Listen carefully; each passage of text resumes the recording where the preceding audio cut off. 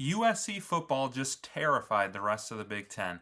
Let's talk about it. My name is Paul. Together with my buddy Aaron, we are the Big Ten guys. Tune in every day for the latest Big Ten news, insights, analysis.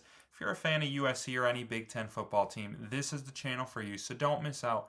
Take just a quick second, hit the subscribe button, hit the like button. We got a lot more USC and Big Ten content coming, and I think it's going to be a fun end of season for the Trojans.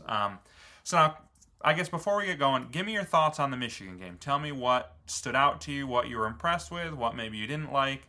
Aaron and I, we always like to hear from you guys, so drop me all your takes in the comment section, and I'll do my best to respond to as many of you as possible.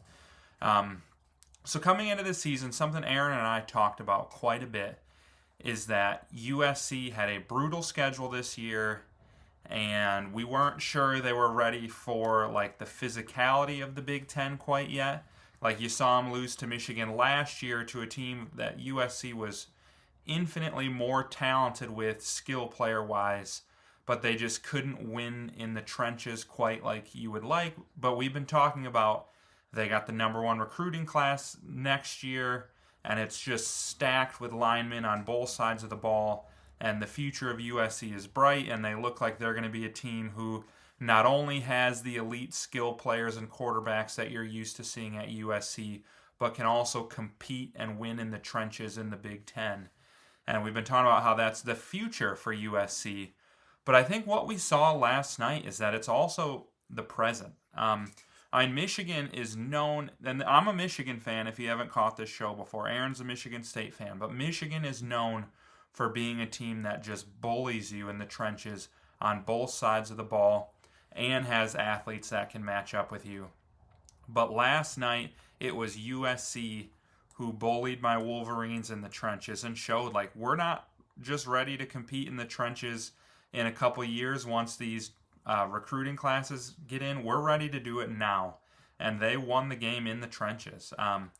And a big part, like what I was super impressed with was like when Waymon Jordan went down, I was like, okay, like you don't want to see injuries, but he's been such a stud for USC. Hopefully this helps Michigan out a little bit. But then you see King Miller, the walk-on 3-star recruit, just absolutely torch Michigan.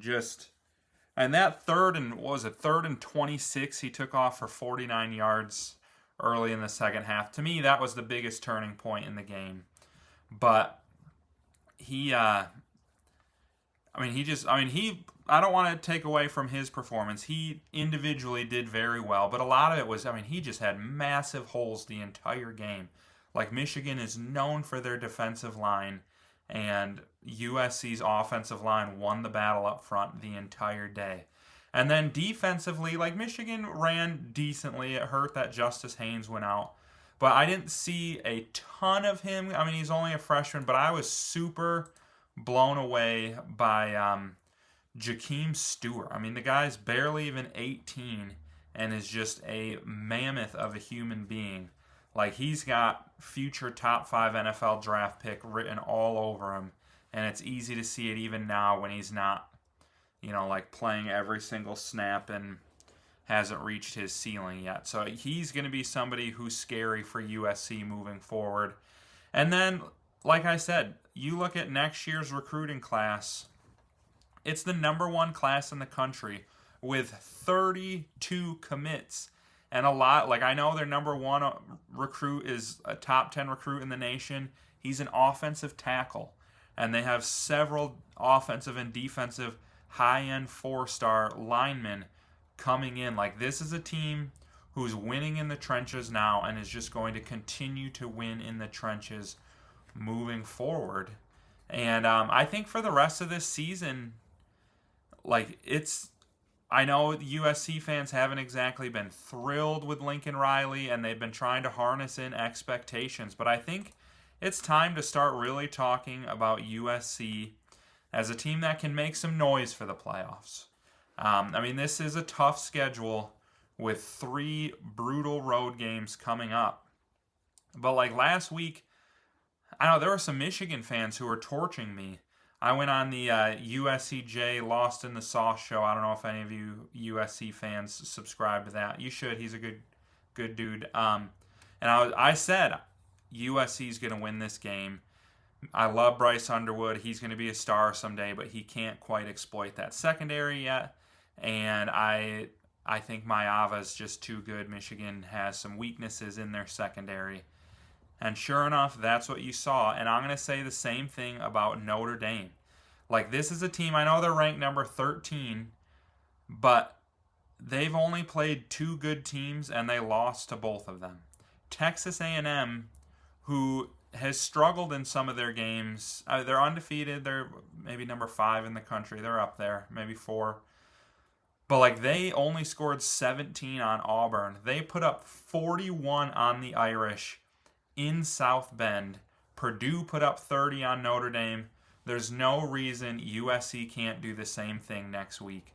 They are more than good enough to hold their own in the trenches, maybe even win in the trenches against Notre Dame. And then, like, even if Notre Dame's defensive front can kind of overpower USC a little bit, the way they get the ball out so quickly, like, that killed Michigan. Like, if you hold on to the ball too long against the Wolverines, they're going to make you pay and force turnovers. And Maiyava just got it out so quickly. And with Makai Lemon and Jacoby Lane and stuff, the receivers get separation so quickly as well. So that's an offense that is going to succeed literally anywhere. And I like them to. I think they're a 7.5 point dog, which is pretty ridiculous in my opinion. I like them not only to cover that, but to win this week. And then all of a sudden, if they pull that out, they're 6-1 going into another tough road game against Nebraska.